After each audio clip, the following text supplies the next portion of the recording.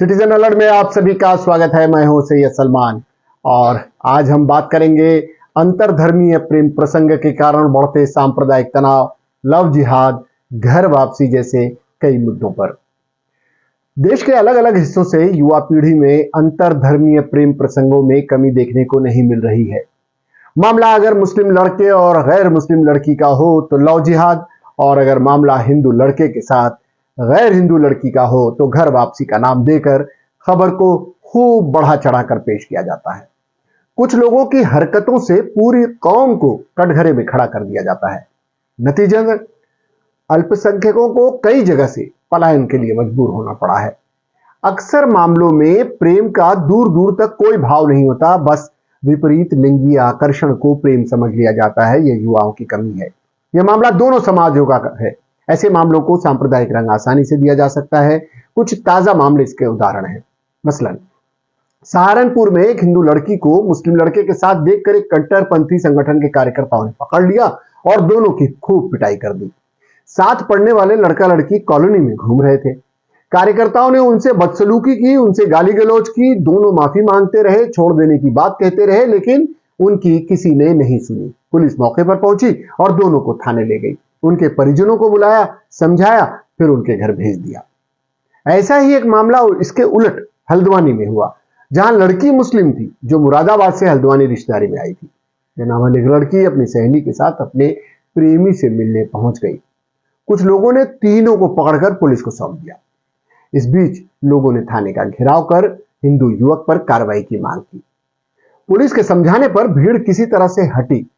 यानी प्रेम दोनों युगलों को धर्मों के जागीरदारों ने अपने अपने तरीके से देखा। हालांकि इस तरह के मामलों में दो परिवारों से अधिक दोनों समाज के ठेकेदार ज्यादा जोश से काम लेते हैं। कुछ मामलों में छिपा एजेंडा भी होता है। पिछले दिनों उत्तराखंड का एक मामला आप लोगों के सामने है। इसमें कड़वाहट घुल गई थी जब एक लड़की की कथित किडनैपिंग की कोशिश के बाद शहर में लगभग 1 महीने तक तनाव का माहौल रहा। दबंगों की धमकी और बढ़ते सांप्रदायिक तनाव के कारण गांव में रहने वाले तकरीबन 40 मुस्लिम परिवारों और दुकानदारों में से ज्यादातर को शहर छोड़ना पड़ा। उनकी दुकानों पर ताले लग गए।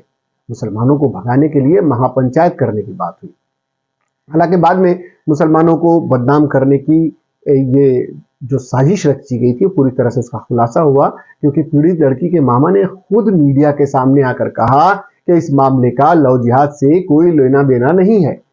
यह एक सामान्य घटना थी जिसको कट्टरपंथी संगठनों ने सांप्रदायिक रंग दे दिया था।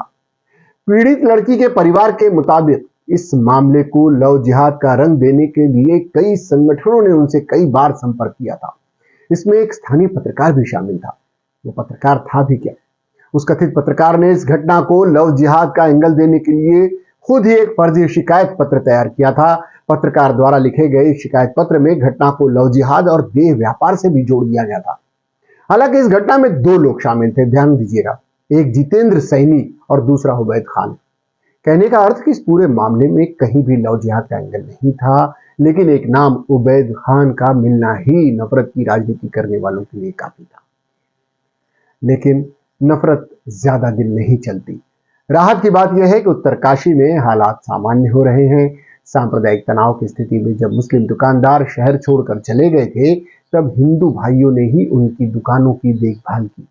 उनके प्रोत्साहित करने पर ही मुसलमानों ने वहां पर वापसी की।